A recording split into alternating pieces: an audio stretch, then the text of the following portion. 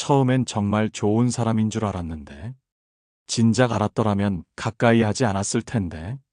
여러분도 이런 생각 한 번쯤 해보셨죠?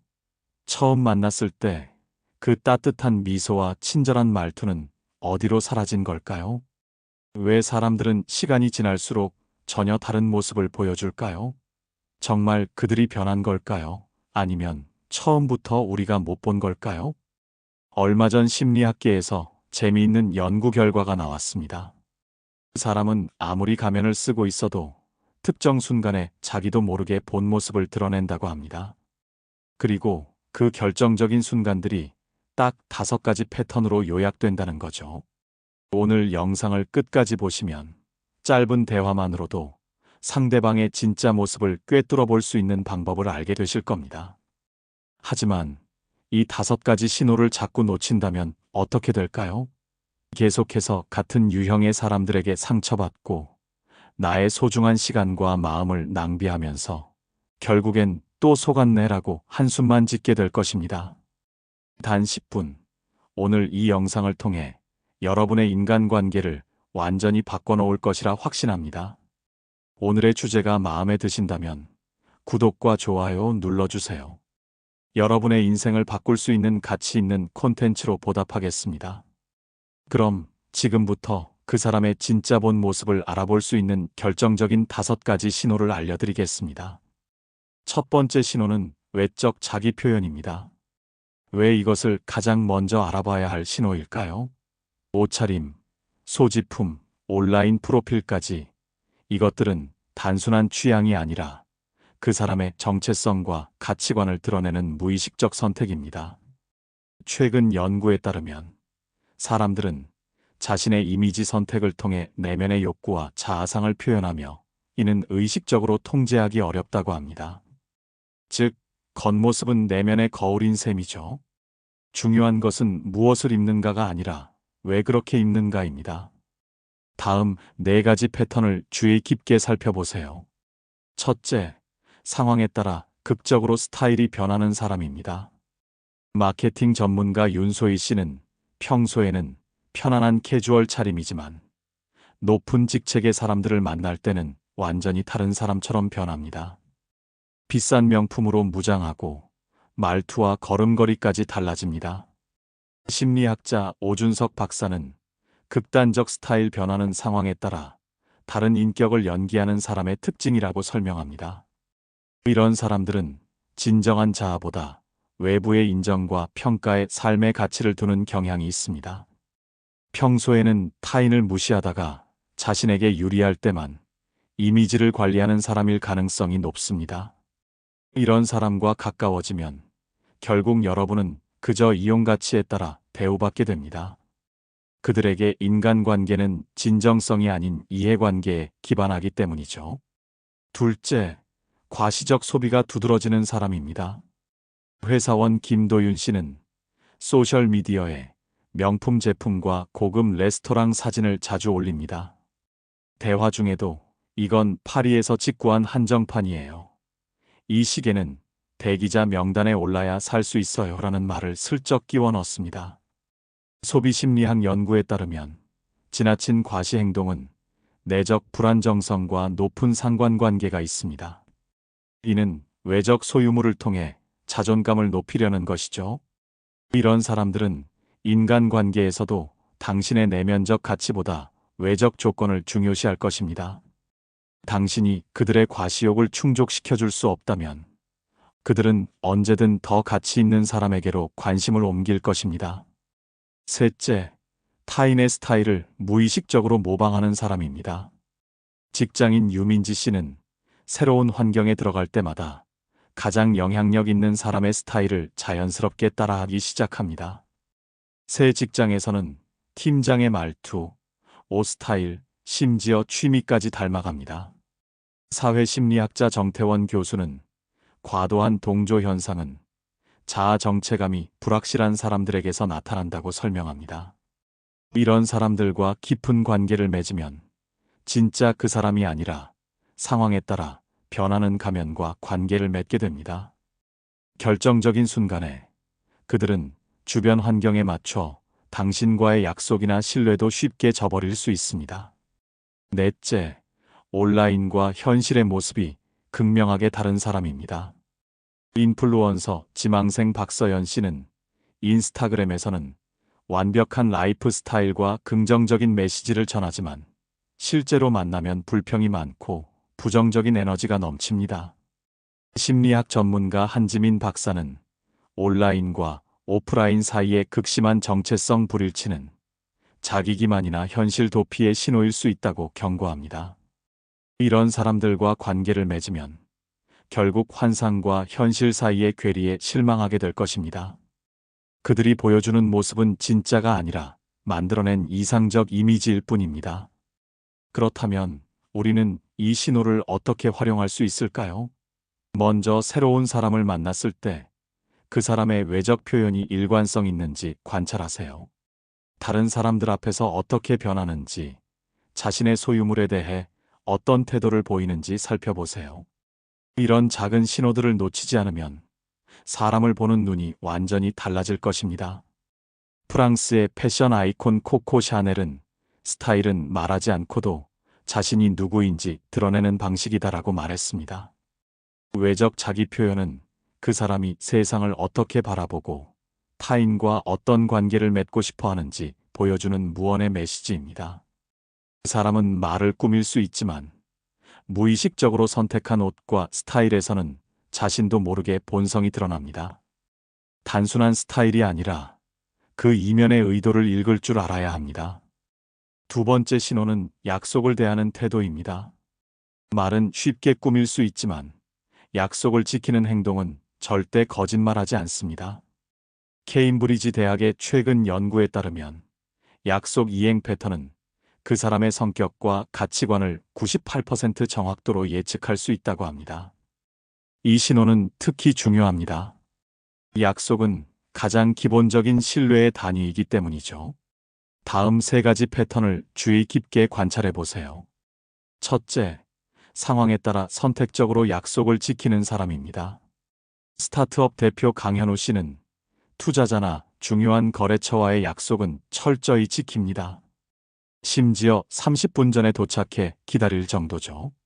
그러나 평소 친구들과의 약속은 어떨까요? 아, 미안. 급한 회의가 생겨서. 이 말이 한 달에 3번 이상 반복됩니다.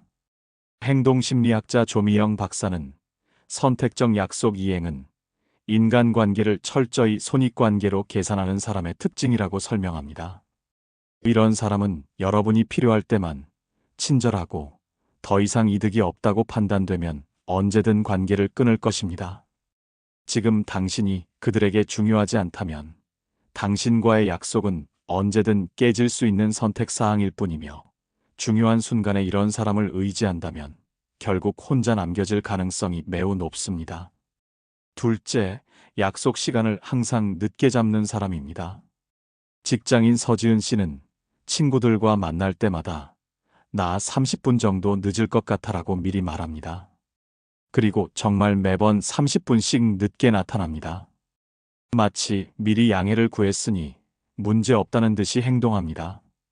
이런 행동은 단순한 시간 관리 문제가 아닙니다. 지속적으로 남의 시간을 소중히 여기지 않는 사람은 타인에 대한 존중이 부족하다는 심각한 신호입니다. 이런 사람과 관계를 맺으면 당신의 시간과 감정은 항상 후순위로 밀릴 것입니다. 그들은 당신의 시간이 자신의 시간보다 덜 중요하다고 무의식적으로 생각하고 있으며 이런 불균형은 관계의 모든 측면에 영향을 미치게 될 것입니다. 셋째, 약속을 정확히 지키지만 내용은 지키지 않는 사람입니다. 직장인 임재호 씨는 회의에 항상 정시에 참석합니다. 그러나 다음 주까지 검토해서 피드백 드리겠습니다라고 했지만 한 달이 지나도 소식이 없습니다. 물어보면 그거요? 지금 바로 확인해 볼게요라고 하지만 결국 잊어버립니다. 인지심리학자 김태연 교수는 말과 행동의 불일치가 반복되는 사람은 타인과의 약속에 진정한 가치를 두지 않는다고 지적합니다. 이런 사람들은 그 순간의 인상 관리를 위해 약속하지만 실제로는 이행할 의지가 없습니다. 이런 사람을 믿고 중요한 일을 맡겼다가는 결정적인 순간에 혼자 모든 것을 감당해야 할 수도 있습니다. 그렇다면 이 신호를 어떻게 활용해야 할까요? 새로운 사람과 관계를 맺을 때 처음에는 작은 약속부터 시작하세요. 점심 약속, 간단한 자료 공유, 소소한 도움 요청 같은 작은 약속들이 제대로 지켜지는지 관찰해 보세요. 작은 약속에 성실한 사람은 큰 약속도 지킬 가능성이 높습니다. 이런 작은 테스트를 통해 그 사람의 진짜 모습을 미리 파악하면 나중에 더 큰 실망과 배신으로부터 자신을 보호할 수 있습니다. 작은 약속도 지키지 못하는 사람에게 여러분의 중요한 일을 맡기는 것은 재앙을 자초하는 일일 수 있습니다. 독일 철학자 칸트는 약속을 지키는 것은 단순한 의무가 아니라 인간 존엄성의 표현이라고 말했습니다. 약속을 대하는 태도는 그 사람이 타인을 어떻게 존중하는지, 그리고 자신의 말에 얼마나 책임을 지는지 보여주는 가장 확실한 지표입니다. 약속을 가볍게 여기는 사람은 결국 여러분의 감정과 신뢰도 가볍게 여길 것입니다. 이런 사람과 깊은 관계를 맺으면 결국 끝없는 실망의 연속이 될 것입니다. 세 번째 신호는 타인의 성장과 성공에 대한 반응입니다. 사람의 본성은 자신도 모르게 다른 사람의 성공을 마주했을 때 가장 솔직하게 드러납니다.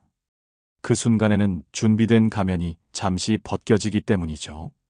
성공학 연구에 따르면 타인의 성취에 대한 반응은 그 사람의 사고방식을 정확히 보여줍니다.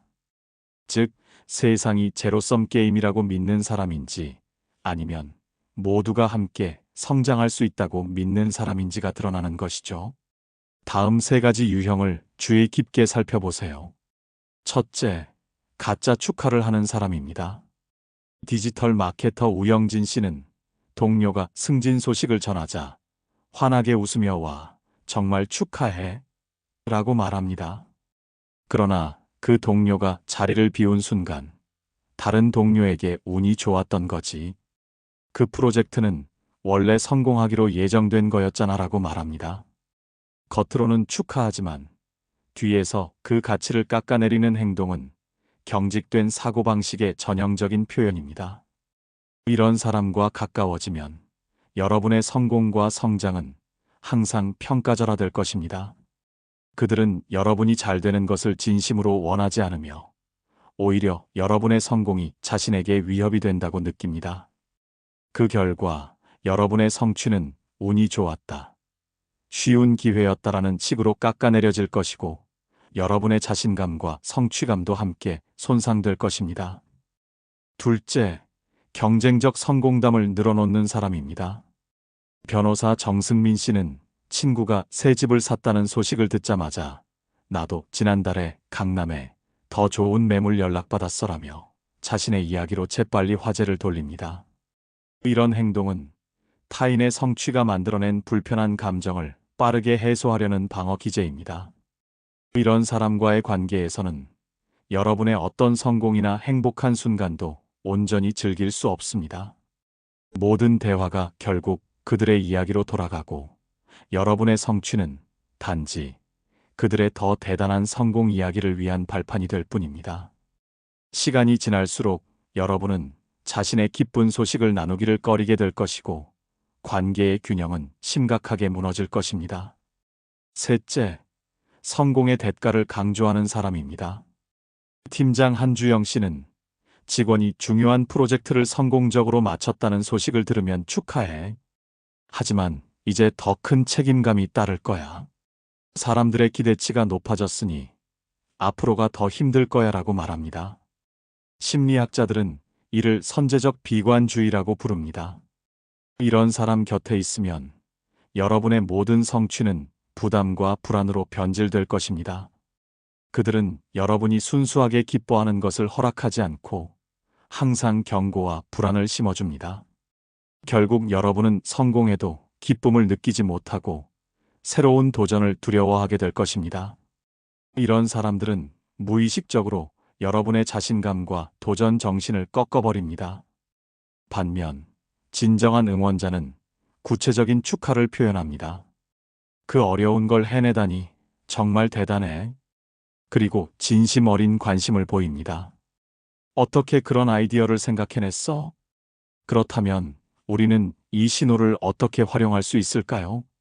누군가와 깊은 관계를 맺기 전에 여러분의 작은 성취나 기쁜 소식을 나눠보세요.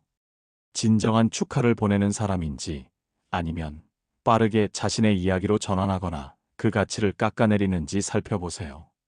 이런 작은 테스트가 앞으로의 인간관계를 예측하는 강력한 신호가 될 것입니다.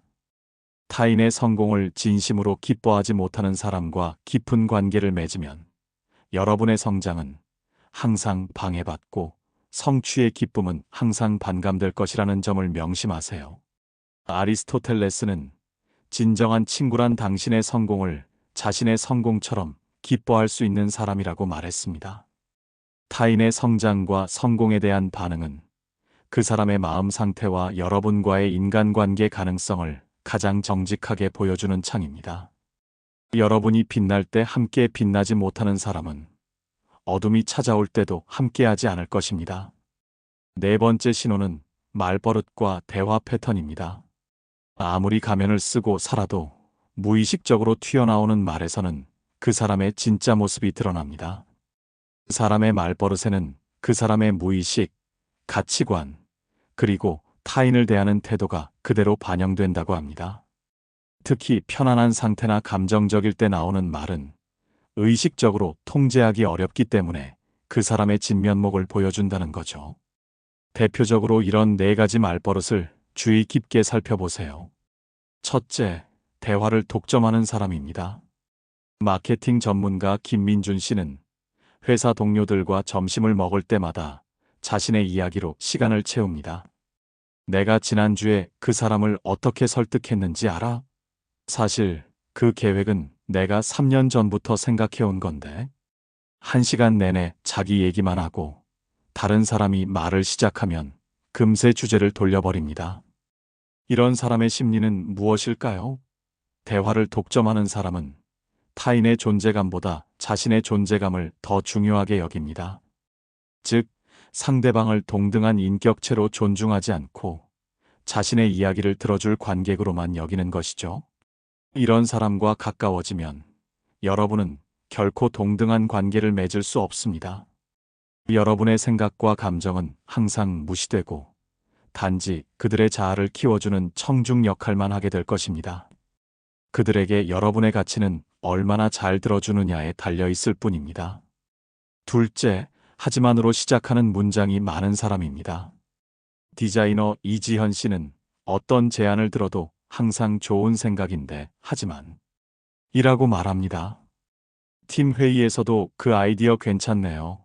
하지만 이렇게 하면 어떨까요? 라며 항상 자기 뜻대로 하려고 합니다. 하지만은 앞선 말을 무효화하는 표현입니다. 이런 말버릇이 있는 사람은 겉으로는 존중하는 척하지만 실제로는 상대의 의견보다 자신의 생각을 항상 우선시한다는 신호입니다. 이런 사람과의 관계에서 여러분의 의견은 결코 수용되지 않고 시간이 지날수록 자신감이 떨어지며 결국 모든 결정은 그 사람 방식대로 이루어질 것입니다. 셋째, 책임을 회피하는 언어를 사용하는 사람입니다. 팀장인 박지훈 씨는 프로젝트가 실패하면 우리 팀이 이렇게 됐네요 라고 말하지만 성공하면 내가 이끌어서 여기까지 왔습니다 라고 말합니다. 또한 실수를 지적받으면 그건 자료가 부족해서 시간이 없어서라며 외부 요인을 탓합니다. 인지심리학 연구에 따르면 이런 언어 패턴은 책임감 부족과 높은 상관관계가 있습니다. 이런 사람과 함께 일하거나 관계를 맺게 되면 모든 실패와 어려움은 여러분의 책임이 될 것입니다. 반면 성공과 성취의 영광은 모두 그들이 가져갈 것입니다. 어떤 문제가 생겨도 여러분은 그저 문제 해결사로만 존재하게 될 것입니다. 넷째, 뒤에서 험담하기를 즐기는 사람입니다. 너만 알고 있어라며 다른 사람 이야기를 자주 꺼내는 최수아 씨가 있습니다. 민영 씨 요즘 일 못하더라. 너한테만 말하는 건데. 그런데 신기하게도 그 너만 알고 있는 이야기가 여러 사람에게 들리게 됩니다. 커뮤니케이션 전문가 한태영 교수는 누군가에 대해 뒤에서 말하는 사람은 당신에 대해서도 똑같이 할 가능성이 90% 이상이라고 경고합니다. 이런 사람을 친구나 동료로 두면 여러분도 언젠가는 반드시 그들의 뒷담화 대상이 될 것입니다. 오늘 여러분에게 다른 사람의 험담을 하는 사람은 내일 다른 사람에게 여러분의 험담을 할 것입니다. 그렇다면 이런 말버릇을 어떻게 활용해야 할까요? 처음 만난 사람과 대화할 때 그 사람이 얼마나 말하고 얼마나 들어주는지 비율을 살펴보세요. 또한 타인에 대해 어떤 식으로 표현하는지, 자신의 실수를 어떻게 설명하는지 관찰하세요. 특히 편안한 자리나 스트레스 상황에서 무의식적으로 나오는 말에 주목하면 그 사람의 본성이 더 명확하게 보입니다. 이런 작은 신호들을 놓치지 않는다면 여러분은 상대방의 진짜 모습을 빠르게 파악하고 불필요한 상처와 시간 낭비를 피할 수 있을 것입니다. 소크라테스는 말하기 전에 세 가지를 생각하라. 그것이 진실인가, 필요한가, 친절한가라고 했습니다. 사람의 말은 그저 소리가 아니라 그 사람의 내면이 투영된 거울입니다. 다섯 번째이자 마지막 신호는 사람이 조금이라도 권력을 가졌을 때 보이는 반응입니다. 사람의 진짜 모습은 평범할 때가 아니라 힘을 갖게 되었을 때 가장 적나라하게 드러납니다. 세계적으로 유명한 스탠퍼드 감옥 실험을 들어보셨나요? 심리학자 필립 짐바르도는 평범한 대학생들을 모집해 무작위로 교도관과 죄수 역할을 배정했습니다. 놀랍게도 교도관 역할을 맡은 학생들은 며칠 만에 권위적이고 잔인해졌습니다. 단순한 역할극임에도 불구하고 작은 권력을 쥐자 그들의 행동이 완전히 달라진 것입니다. 우리 일상에서도 이런 신호는 명확하게 나타납니다. 다음 네 가지 패턴을 주의 깊게 관찰해 보세요. 첫째, 작은 직책을 맡은 후 돌변하는 사람입니다. 이준호 씨는 평소 친절하고 동료들과 잘 어울리는 사람이었습니다. 그러나 작은 프로젝트의 팀장을 맡게 된 후 그의 태도가 극적으로 변했습니다. 야, 이거 내일까지 끝내놔. 내가 말했잖아. 이렇게 하라고와 같은 명령조 말투를 사용하기 시작했고 회의에서는 다른 동료의 의견은 무시하기 일쑤였습니다. 작은 권력에도 급격히 변하는 사람은 원래부터 통제욕이 강했지만 기회가 없어 억눌려 있었을 가능성이 큽니다. 이런 사람은 진짜 권력을 가지면 더욱 독재적으로 변할 것입니다. 지금 작은 권한에도 이렇게 군다면 더 큰 권력을 가질 때는 얼마나 더 위험해질지 상상해 보세요. 이런 사람과 가까워지면 언젠가 여러분도 그의 통제 욕구의 희생양이 될 수 있습니다. 둘째, 경제적 여유가 생긴 후 태도가 바뀌는 사람입니다. 스타트업 직원 정민아 씨는 회사가 대기업에 인수되면서 상당히 많은 스톡 옵션을 받게 되었습니다. 그 후 그녀는 예전에 함께 고생하던 동료들을 왜 아직도 그런 회사에 있어? 라며 은근히 깎아내리기 시작했고 식사 자리에서도 이 정도는 비싼 것도 아닌데라는 말을 자주 합니다. 행동경제학 연구에 따르면 갑작스런 경제적 상승은 공감 능력과 사회적 감수성을 저하시킬 수 있다고 합니다. 갑자기 돈이 생겼을 때 태도가 바뀌는 사람은 원래 그런 성향을 가지고 있었지만 단지 표현할 여유가 없었던 것뿐입니다. 이런 사람과 가까이 지내면 당신의 가치는 항상 경제적 기준으로만 평가받게 될 것입니다. 셋째, 작은 결정권을 가지면 갑질하는 사람입니다. 공공기관 직원 강대현 씨는 민원 창구를 담당하게 되었습니다. 그는 이 작은 권한을 이용해 자신이 마음에 들지 않는 민원인에게는 규정상 안 됩니다. 다음에 다시 오세요라며 까다롭게 굴지만 자신에게 예의 바르게 구는 사람이나 지인의 소개로 온 사람에게는 특별히 편의를 봐줍니다. 심리학자 홍지영 교수는 작은 권한을 선택적으로 행사하는 것은 권력을 자신의 이익과 만족을 위한 도구로 여기는 성향을 보여준다고 지적합니다. 이런 사람에게 더 큰 권력이 주어진다면 그 권력 남용의 규모도 비례해서 커질 것입니다. 지금 작은 결정권에도 이렇게 행동한다면 언젠가 당신에게도 권력의 차이에 따라 태도가 완전히 바뀔 수 있음을 명심하세요. 넷째, 온라인에서 익명성이라는 권력을 얻으면 달라지는 사람입니다. 윤태호 씨는 평소 조용하고 예의 바른 사람으로 알려져 있습니다. 그러나 그의 SNS 계정을 우연히 발견한 친구들은 충격을 받았습니다. 온라인에서 그는 공격적인 언어를 사용하며 다른 사람들을 비하하고 극단적인 의견을 서슴없이 표현했습니다. 사이버 심리학 연구에 따르면 익명성은 일종의 권력으로 작용하여 사람들의 억제된 본성을 드러나게 한다고 합니다. 온라인과 오프라인의 행동이 극명하게 다른 사람을 조심하세요. 이는 그 사람이 단지 사회적 규범에 의해 억제되고 있을 뿐, 내면에는 전혀 다른 가치관을 가지고 있다는 신호입니다. 그렇다면 이 중요한 신호를 어떻게 활용할 수 있을까요? 누군가와 깊은 관계를 맺기 전에 그 사람이 작은 권력이나 우위를 가졌을 때의 행동을 관찰하세요. 모임에서 총무나 간단한 리더 역할을 맡았을 때, 남들보다 돈이 조금 더 있을 때, 사소한 결정권을 가졌을 때 어떻게 행동하는지 살펴보세요. 작은 권력 앞에서도 겸손함을 유지하고 타인을 배려하는 사람이야말로 진정 신뢰할 수 있는 사람입니다. 반면 작은 우위에도 태도가 급변하는 사람은 더 큰 힘을 가지면 당신을 더욱 쉽게 배신할 가능성이 높습니다. 영국의 역사학자 액턴 경은 권력은 사람을 부패하게 만들고 절대 권력은 사람을 절대적으로 부패하게 만든다라는 유명한 말을 남겼습니다. 하지만 심리학적 관점에서 보면 권력은 사람을 부패시키는 것이 아니라 단지 그 사람의 진짜 모습을 드러내는 촉매제일 뿐입니다. 권력은 새로운 사람을 만들어내지 않습니다. 단지 그 사람 안에 이미 있던 것을 증폭시킬 뿐입니다. 지금까지 사람의 진짜 모습을 알아볼 수 있는 결정적인 신호 5가지를 모두 살펴보았습니다. 이 5가지 신호는 단순한 지식이 아닙니다. 여러분의 인생을 크게 바꿀 수 있는 지혜입니다. 이 신호들을 알게 된 지금, 여러분은 더 이상 표면적인 매력이나 일시적인 친절함에 속지 않게 될 것입니다.